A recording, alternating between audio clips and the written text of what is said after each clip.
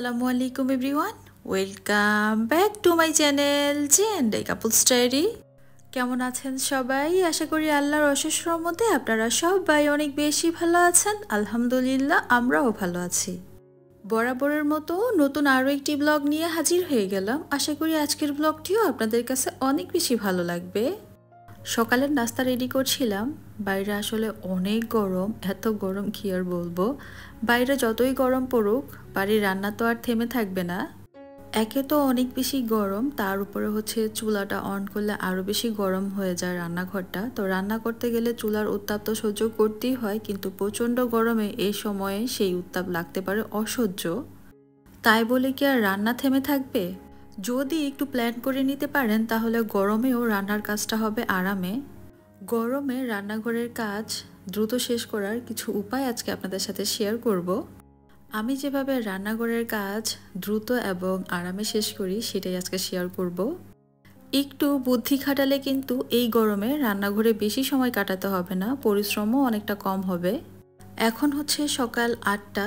দেখেন বাইরে প্রচণ্ড রোদ।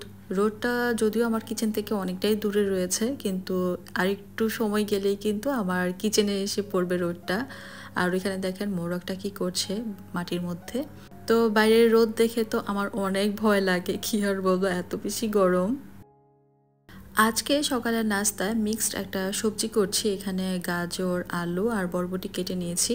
এগুলো আমি রাতের বেলায় কেটে ফ্রিজে রেখে দিয়েছিলাম। এখন শুধু বক্সটা বের করে ধুয়ে ভাজিটা বসিয়ে দিচ্ছি। এতে করে আমার সময়টাও কিন্তু বেঁচে গিয়েছে।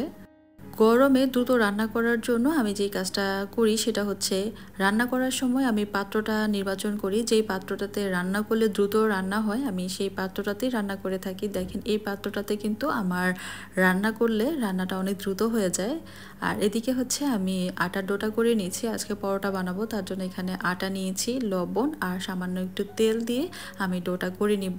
আর অল্প অল্প করে নর্মাল পানি দিয়েই হচ্ছে আটার ডোটা করে নিব। আর আমার কিচেনে হচ্ছে নর্মাল পানি বলতে অনেক গরম পানি আসে, তো সেই পানিটা দিয়েই হচ্ছে আমি আটার ডোটা গুলে নিচ্ছি। আর আমি যে বাসাটাতে থাকি তার উপরেই কিন্তু ছাদ, তো ছাদের যে একটা গরম কি আর বলবো। তো যাই হোক, গরমের কথা আর নাই বলি, এখানে হচ্ছে আমি পরোটাটা বানিয়ে নিচ্ছি। আমার হাজব্যান্ড যেহেতু সকাল 9টার মধ্যে অফিসে চলে যায়, তো ওনার নাস্তাটা কিন্তু আমার তাড়াতাড়ি বানিয়ে নিতে হয়। তো এখানে ওনার জন্যই নাস্তাটা বানিয়ে নিচ্ছি।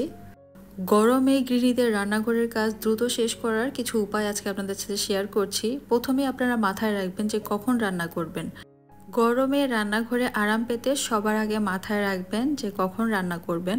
দুপুর 12টায় রান্না করতে গেলে গরম বেশি লাগবেই। সবচেয়ে ভালো হয় যদি সকালে দুপুরের খাবারটা রান্না করে ফেলেন।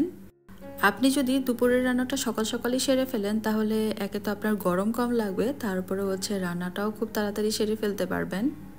আর সবচেয়ে ভালো দিক হচ্ছে আপনি অনেক সময় পাবেন, পর্যাপ্ত সময় আপনার থাকবে হাতে, তখন কিন্তু আপনি আপনার ঘরের অনেক কাজ করে নিতে পারবেন। আর দ্রুত রান্না শেষ করার আরও একটা সহজ উপায় হচ্ছে, আপনি সকালে কি নাস্তায় কি বানাবেন এবং দুপুরে কি রান্না করবেন সেটা যদি আগে থেকে প্ল্যান করে নেন তাহলে দেখবেন যে আপনার রান্নার কাজটা আরও দ্রুত হয়ে যাবে। রান্না করার আগে রান্নার ব্যবহৃত প্রয়োজনীয় জিনিসগুলো কিন্তু আগে থেকে গুছিয়ে রাখতে পারেন। এতে করে আপনার রান্নার কাজটা দ্রুত হয়ে যাবে এবং রান্না করতেও আপনার এত একটা ঝামেলা মনে হবে না। আর এদিকে আমি আমার হাজব্যান্ডের জন্য নাস্তাটা রেডি করে টেবিলে দিয়ে দিলাম। উনি হচ্ছে নাস্তাটা খেয়ে অফিসে চলে যাবে। এখানে ভাজি, ওনার জন্য ডিম সিদ্ধ, তারপরে এই তো একটা ড্রিঙ্কস রেডি করেছি চিয়া সিড দিয়ে, আর এই তো পরোটা। তো এটাই ছিল সকালের নাস্তা আমাদের। তো উনি নাস্তা খেয়ে অফিসে চলে গিয়েছে, তারপরে আমি আমার নাস্তাটা সেরে নিয়েছি। এখন হচ্ছে দুপুরের রান্নাটা করে নিব। প্রথমে আমি ভাতটা বসিয়ে দিয়েছি আর একটু গরম পানি চুলায় দিয়ে দিয়েছি। আর এদিকে দেখে কবুতরটা এসে জানালায় বসে আছে, আরও কিছু কি দিচ্ছে, আমি কি করছি সেটা দেখছে।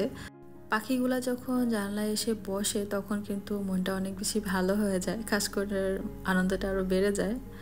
তো যাই হোক, আমি এখানে পানিটা দিয়েছিলাম, পানিটা গরম হয়ে গিয়েছে। এখানে দিয়ে দিয়েছি সামান্য একটু হলুদের গুঁড়া আর দিয়ে দিচ্ছি খাবার সোডা, মানে বেকিং সোডা যেটা, সেটা একটু অল্প একটু পরিমাণে দিয়ে দিয়েছি। এখন এই পানিটাতে আমি ভুঁড়িগুলো সিদ্ধ করে নিব। বেকিং সোডা দেওয়ার কারণে হচ্ছে ভুঁড়িটা তাড়াতাড়ি সিদ্ধ হয়ে যাবে এবং ভুঁড়ির যে একটা স্মেল আছে সেটা কিন্তু দূর হয়ে যাবে। তো তার জন্যই এই বেকিং সোডাটা দেওয়া। আপনারা চাইলে কিন্তু এভাবে করে ভুঁড়িটা সিদ্ধ করে নিতে পারেন, তাহলে আপনাদের কাছেও কিন্তু ভুঁড়ির যে বাজে একটা স্মেল সেটা আর করবে না। তো যাই হোক, এটা আমি সিদ্ধ বসিয়ে দিয়েছি। এখন হচ্ছে আমি আরও কিছু কাজ করে নিব। রান্নার কাটা বাছার কাজটা যদি আগের দিন করে রাখতে পারেন তাহলে ভালো, আর যদি না করতে পারেন তাহলেই তো আমার মতো ফ্যানের নিচে বা এসির নিচে বসে কিন্তু এই কাজটা সেরে ফেলতে পারেন। এই গরমে রান্নাঘরে দিনের বেলা যত কম থাকবেন ততই গরম কম লাগবে এবং কষ্টও কম হবে। আমি যেহেতু 2 চুলায় রান্না বসিয়েছি, তো রান্নাঘরটা তো অনেক গরম হয়ে আছে, তো গরম থেকে বাঁচার জন্যে আমি এসির নিচে বসে হচ্ছে শাকগুলা কেটে নিচ্ছি। কাজের ফাঁকে আপনাদের কাছ থেকে ছোট্ট একটা জিনিস চেয়ে নিচ্ছি। আপনারা যারা এখন পর্যন্ত আমার ভিডিওটা কন্টিনিউ করতেছেন, আমার ভিডিওটি দেখে যদি আপনাদের কাছে ভালো লেগে থাকে প্লিজ ভিডিওতে একটা লাইক দিয়ে দিবেন। আর আপনি যদি আমার চ্যানেলে নতুন হয়ে থাকেন, আপনি চাইলে কিন্তু আমার চ্যানেলটা সাবস্ক্রাইব করে আমার এই ছোট্ট পরিবারে আপনি একজন সদস্য হয়ে থেকে যেতে পারেন। আর আপনি যদি অলরেডি সবগুলা কাজ করে দিয়ে থাকেন তাহলে আপনাকে জানাই অসংখ্য ধন্যবাদ। আপনাদের দেওয়া ছোট্ট একটা লাইক এবং সুন্দর একটা কমেন্টস আমাকে পরবর্তী ভিডিও বানাতে অনেক বেশি মোটিভেট করে। আরাম করে বসে শাকগুলো আমি কেটে নিয়েছি। এদিকে কিন্তু আমি ডাল ভিজিয়ে রেখেছিলাম, মুগ ডাল আর মসুর ডাল। তো এগুলা সুন্দর করে আমি এখন ধুয়ে নিব। ধুয়ে আমি রান্না করব। আজকে পুঁই শাক দিয়ে ডাল দিয়ে রান্না করব। রান্নাঘর কিন্তু এখন আগের থেকে অনেক বেশি আধুনিক। খুব কম সময়ে যেন রান্নার কাজ সেরে ফেলা যায় এমন অনেক আধুনিক যন্ত্রপাতি বা সরঞ্জাম পাওয়া যায়। যেমন তার মধ্যে হচ্ছে এই তো প্রেসার কুকার। দ্রুত রান্না সারার জন্য অন্যতম একটা উপায় হচ্ছে প্রেসার কুকার। এই প্রেসার কুকারে রান্না করলে যেমন দ্রুত হয়ে যায়, তেমন হচ্ছে আপনার গ্যাসের অপচয়ও কিন্তু কম হয়। দ্রুত রান্না করার জন্য এদিকে আমি ডাল আর হচ্ছে পুঁই শাকের ডাঁটাগুলা দিয়ে দিয়েছি, পানি দিয়েছি, লবণ দিয়েছি, দিয়ে এখন হচ্ছে আমি এগুলাকে সিদ্ধ করতে বসিয়ে দিয়েছি। জাস্ট 2টা সিটি দিলেই হচ্ছে ডালগুলা সিদ্ধ হয়ে যাবে।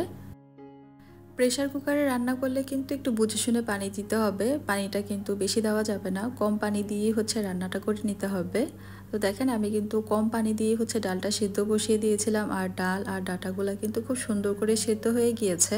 এখন হচ্ছে আমি শাকগুলা দিয়ে দিব। আগে থেকে ধুয়ে রেখেছিলাম সুন্দর করে, তো সেই শাকগুলা দিয়ে দিচ্ছি। শাকগুলা দেওয়ার পর কিন্তু আমি প্রেসার কুকারের ঢাকনা লাগাবো না, ঢাকনা উপর দিয়ে দিয়েই হচ্ছে শাকটা আমি সিদ্ধ করে নিব। এখানে আমি সামান্য একটু হলুদের গুঁড়া দিয়ে দিয়েছি, হলুদের গুঁড়া দিয়ে একটু নেড়ে চেড়ে নিচ্ছি, আর সামান্য একটু পানি দিয়ে শাকটা আমি সিদ্ধ করে নিব। রান্না করতে গেলে কিন্তু রান্নাঘর এমনিতেই অনেক বেশি গরম হয়ে যায়, তার উপরে যদি আপনি লাইট জ্বালিয়ে রান্না করেন তাহলে কিন্তু গরমটা আরও বেশি লাগবে আপনার। দিনের বেলা রান্নাঘরে লাইট না জ্বালিয়ে চেষ্টা করুন প্রাকৃতিক আলোয় রান্নাঘরের কাজ করতে। আর রান্নাঘরে অবশ্যই অ্যাডজাস্ট ফ্যান ব্যবহার করবেন। রান্না করার সময় রান্নাঘরে জানলা খুলে রাখবেন, তাহলে দেখবেন গরমটা কম লাগবে। একে তো অনেক বেশি গরম, এই গরমে হচ্ছে কোনো কিছুই ভালো লাগে না খেতে। কম সময়ে রান্না করা যায় আবার স্বাস্থ্যকরও তেমন কিছু রান্না করবেন, যাতে সহজে রান্না করা যায় এবং সময়টাও কম লাগে। চুলার আঁচ খুব বেশি বাড়িয়ে দিয়ে রান্না করা উচিত নয়, সেক্ষেত্রে রান্নাঘর খুব দ্রুত উত্তপ্ত হয়ে উঠবে আর রান্নাটাও কিন্তু সুস্বাদু হবে না। তাপ এড়াতে খুব কম আঁচে রান্না করুন।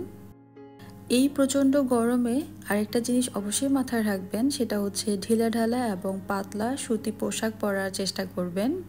রান্না করার ফাঁকে ফাঁকে ভেজা কাপড় দিয়ে হাত মুখ মুছে নেবেন, এতে করে আপনার গরমটা কম লাগবে। এদিকে কিন্তু আমার পুঁই শাক দিয়ে ডাল রান্না করা হয়ে গিয়েছে। এখন হচ্ছে আমি গরুর ভুঁড়িটা সিদ্ধ করে রেখেছিলাম, তো সেটাই রান্না করব। প্রেসার কুকারে যদি আমরা ভুঁড়িটা রান্না করি তাহলে কিন্তু রান্নার সময়টা কম লাগবে এবং দ্রুত সিদ্ধ হয়ে যাবে ভুঁড়িটা, আর গ্যাসটাও কিন্তু কম অপচয় হবে।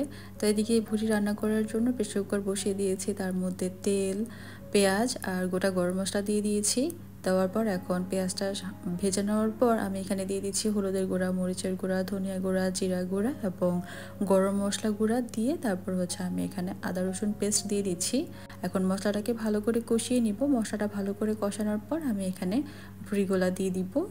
ভুঁড়িগুলো আমি একবার মশলার সাথে ভালো করে কষিয়ে নিব। কষিয়ে নিয়ে তারপরে পরিমাণ মতো পানি দিয়ে আমি কয়েকটা সিটি দিয়ে নিব, তাহলে কিন্তু ভুঁড়িটা খুব সুন্দর করে রান্না হয়ে যাবে। একবার বসে আবার একবার দাঁড়িয়ে কাজ করলে কিন্তু শক্তি বেশি ব্যয় হয়, এতে করে গরমও বেশি লাগতে পারে। এই প্রচণ্ড গরমে আমরা যদি একটু বুদ্ধি খাটিয়ে সংসারের কাজগুলো করি তাহলে কিন্তু গরমটা আমাদের কম লাগবে এবং খুব স্বস্তিতে আরামে আমরা হচ্ছে সংসারের কাজগুলো করতে পারবো। আর এদিকে কিন্তু ভুঁড়িটা খুব সুন্দর করে আমি কষিয়ে নিয়েছি। কষিয়ে নেওয়ার পর এখানে আমি পরিমাণ মতো পানি দিয়ে দিচ্ছি। পানিটা দিয়ে হচ্ছে আমি প্রেসার কুকারের ঢাকনাটা লাগিয়ে আমি কয়েকটা সিটি দিয়ে নিব, তাহলে হচ্ছে আমার ভুঁড়ি রান্নাটা কমপ্লিট হয়ে যাবে। রান্নাঘরে যখন রান্না করতে যাবেন তখন নিজের জন্য কিছু বিষয় মাথায় রাখুন।